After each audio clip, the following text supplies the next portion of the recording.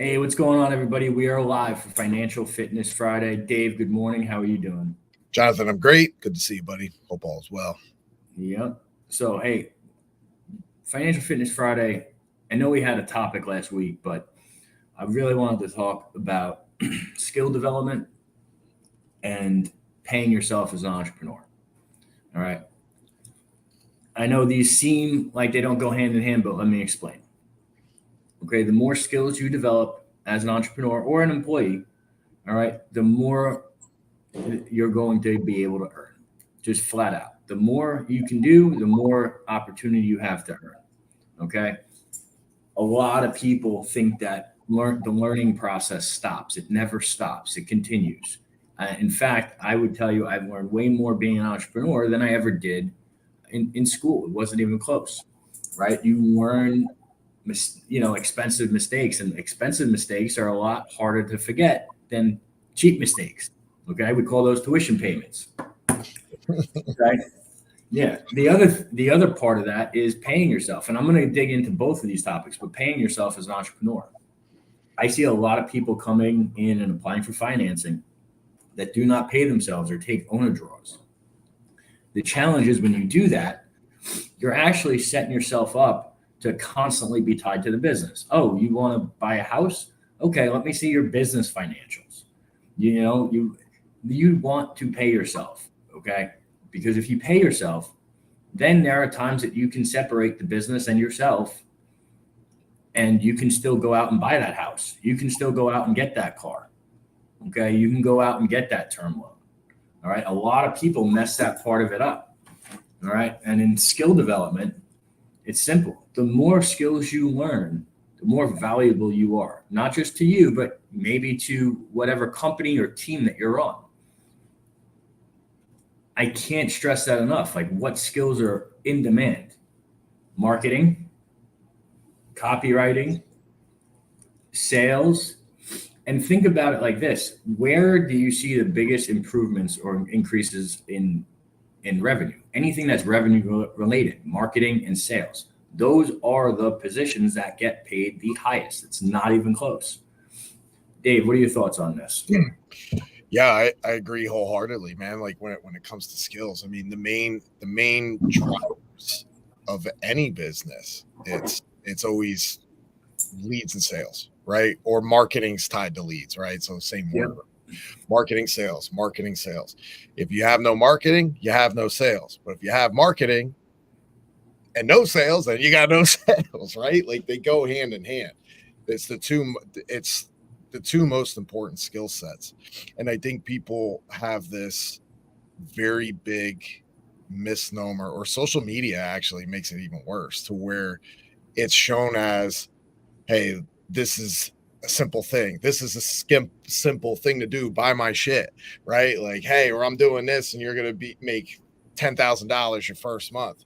It's glorified as a non-skill set that people are just gonna hey, okay, well, they see me doing this, we're gonna buy it. Until you put somebody in the trenches, okay, you dial it in on the numbers, you explain those in detail. They're not going to lie. And then they start getting their ass kicked because they don't understand that there's a skill set involved in that, right? There's a learning curve in that. You're going to have to take your lumps. You're going to have to develop. You're going to have to get better, and to me, sales and marketing, man, it's the ultimate separator. It's the ultimate skill separator. Yeah, I believe that. And I will say that anytime I've read books on sales or copy, I've seen a big difference if it was a good book or on either one of those things. And the best way to kind of differentiate sales from marketing, all marketing is getting warm leads in and letting people know about the thing that you do. Sales is actually getting them to buy. Okay. Now, you could say, oh, I run, most of my business is e-com and I run different pages. Yes, there are some things, especially in lower ticket items, that are much easier to do that with, right? Think about it like this. You don't need somebody to sell you a toothbrush at CVS, right? That's not a hard decision. That's a $10 thing, and if you don't like it, you're going to throw it out. But when you're going to buy a car, okay, you're going to take a loan, I'd say even you're going to go get your credit fixed, These are things that are going to be larger decisions. They're going to have a lot more back and forth. People are going to have more questions. Typically the higher the dollar amount, the more people want to know and be sure that they're making the right decision. And so that's where sales comes in. Okay. Two similar skill sets, but believe me, they are completely different. I know a lot of great marketers that could not sell water to a fucking thirsty camel. Okay. And I know a lot of sales guys that could not write copy to get people interested, if it would, save the world. Okay. So they're two different skill sets that have some similarities. And a lot of people want to, I guess, converge or commingle them. And it doesn't really work like that. You have to get good at marketing. You have to get good at writing copy. Even marketing and writing copy are two different skills. Writing great copy, you're just getting people interested through your written words. But marketing, you got to know where to put the ad, what type of creative to put. You have to look at the data and the stats consistently. And I mean, when I say consistently, every single day, these are things that the average person doesn't know how to do. These are amazing ways to leapfrog your earning potential, right? What else you got on this, Dave? You talk about copy in there, and it's something I always in the beginning struggle to wrap my head around, right? Like copy, like when somebody talks about copy or copywriting, automatically they assume, oh, what am I writing a book? Am I doing this? Am I doing that? I don't want to be a writer, you know what I mean? And I think a lot of people get confused within what copy exactly is. If you are running ads, that copy, right? That body, that post that you're putting out, what is it? What's the message? What is it sending?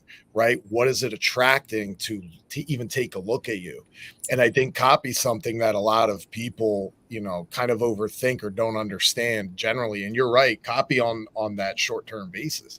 If you're running ads or some type of lead gen, that's a big skill set to get quality leads in, right? You don't want to just throw something out there, again, buy my shit, right? Like, okay, you're going to have, it might look good on the surface. You get hundreds of people clicking through, but how many are you converting, right? Now, if you're putting out some quality copy, right, you're asking the question, you're asking the deep questions as to what somebody needs, what is fulfilling that problem, you're going to get less, but you're going to get more quality people in and more likely convert more. So copy is a big one. I think that even for me looking at it, doesn't get enough traction or talked about enough. Yeah, for sure. For sure. And I could tell you just from going through, legitimately going through my ad sets and everything we do, there are different levels to certain leads, right? And right now, one of the positions we're trying to hire for is someone that's just going to be able to help with content marketing. Okay. Yeah. That is a different skill set than someone that's going to run ads for you. Okay. Completely different. And so when you're going through and you're interviewing, you want to see work, you want to see results, you want to see what they've done in the past. It is a completely different skill set. And it's a skill set where we actually are hiring because our marketing person is overwhelmed. So there are plenty of opportunities as long as you develop the right skills, have the right skill set, have the right mindset. Now, where can you learn these skills? Obviously, most people will tell you, oh, go buy a course. The reality is YouTube, you can learn a lot of this stuff, at least the basics, and then you can sit there and test it. Right? That's the great thing about marketing. It's a great thing about copy. It's a great thing about social media. You guys can go on there for $5 or $10 a day, even though that's not really a great test. You can start honing in your skills and your craft and learning, how to do these things that will allow you to earn more in the future. And if you're sitting there thinking, well, I'm a business owner, I don't need to know this. I can tell you're fucking wrong, and you do. You know why? Because how am I going to check what my team is doing? How am I going to help them if something goes down? If I have zero knowledge on the subject, how do I know what to hire for, what to look for? Okay. So even though you are the operator and you can hire out all of these different tasks, doesn't mean you can't be ignorant to what the task is, right? Because that's a recipe for disaster. And these are things just people don't think about, you know? So this isn't just for the, somebody that's going to be an employee. Guys, you own and run and operate a business, this stuff's important. You got anything else, Dave? All in all, man, they all tie together, right? You cannot be stronger in one and not as equally strong in the other. Yeah. All right, guys, you heard it here. We'll see you on Mindset Monday. Be great, y'all. Be great, y'all. But ding, ding, ding, ding, ding.